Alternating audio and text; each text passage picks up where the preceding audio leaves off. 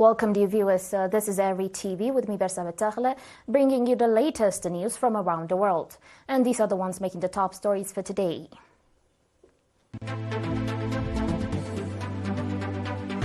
African Immunization Week observed nationwide. International Workers' Day observed in the Ansaba region. India and Pakistan continue to trade fire across Kashmir border. And a roadside bomb blast kills 30 in Nigeria's northeast. On your local reports, African Immunization Week 2025 was observed at the national level today at the National Confederation of Eritrean Workers Hall under the theme Immunization for All is Humanly Possible. Mr. Hab Solomon, head of Family and Community Health at the Ministry of Health branch in the Central Region, said that Eritrea is one of the exemplary countries in conducting vaccination programs.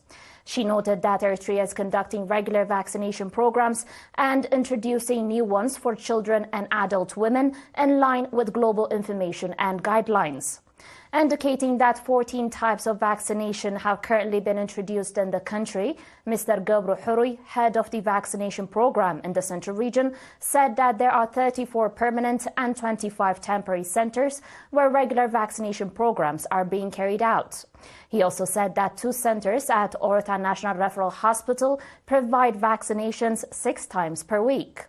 Mr. Gabru further stated that from 2002 to 2022, 8 types of vaccinations were introduced at the national level, and that vaccination coverage in the Central Region, which stood at 99.2% in 2022, has increased to 99.6% in 2024.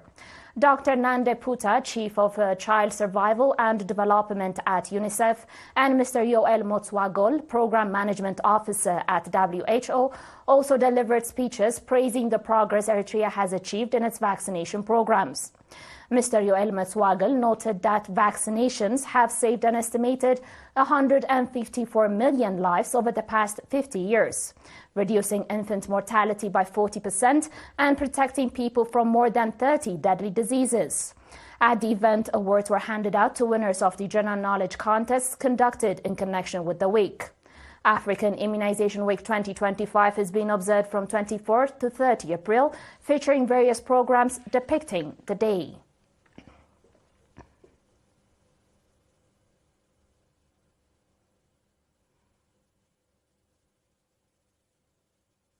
In other news, International Workers' Day 1 May has been enthusiastically observed in Keren at the Ansaba regional level on 28 April under the theme Productivity by Conscious Participation.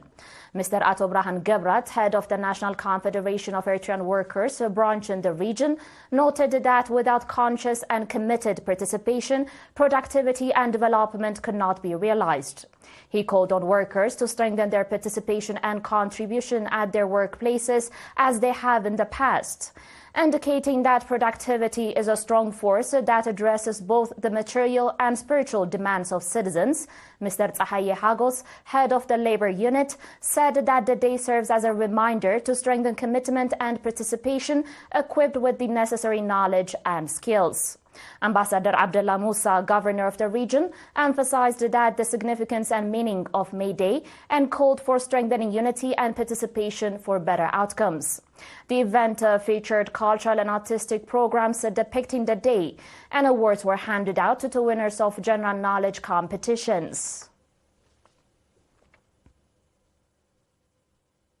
Coming to Ginda now, the Ministry of Labour and Social Welfare branch in Ginda subzone has rehabilitated 40 disadvantaged families with livestock.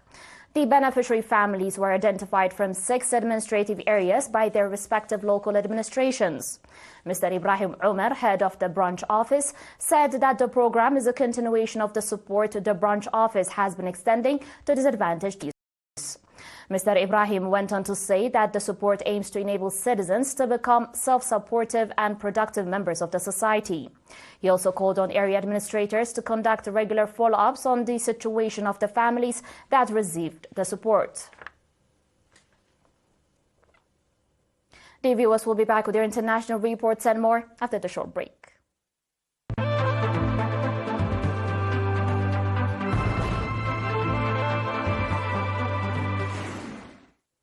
Welcome back to the program. India and Pakistan have exchanged gunfire for a fourth night in a row in the wake of a deadly attack on tourists in Indian-administered Kashmir last week.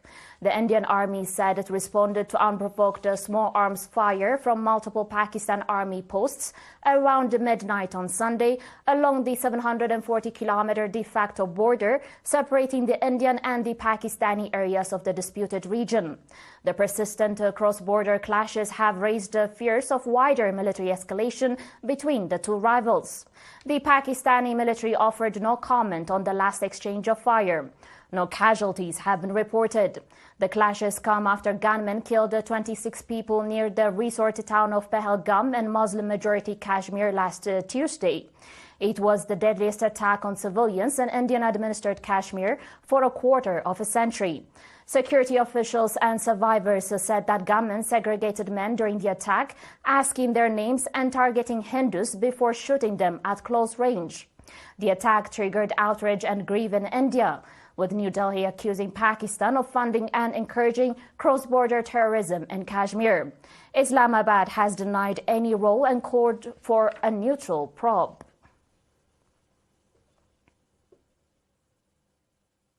On today's final report, at least 30 people have been killed as a truck hit an improvised explosive device in Nigeria's northeast region. According to the military and residents, yesterday's blast in Borno State killed 16 men, 4 women and 6 children, and 3 further passengers are severely injured. Borno State Police offered no immediate comment. The region has been plagued for decades by armed groups, including the ISIS affiliate in West Africa province and Boko Haram, with violence flaring up in recent days. Boko Haram's uprising has plagued northeast Nigeria for the past 15 years, killing more than 40,000 people. The government has asserted that the groups are largely defeated despite the persisting attacks. And now a quick reminder of the top stories. African Immunization Week observed nationwide. International Workers' Day observed in the Ansawa region. India and Pakistan continue to trade fire across Kashmir border. And a roadside bomb blast kills 30 in Nigeria's northeast. Well, that was it for today, dear viewers. We thank you for watching.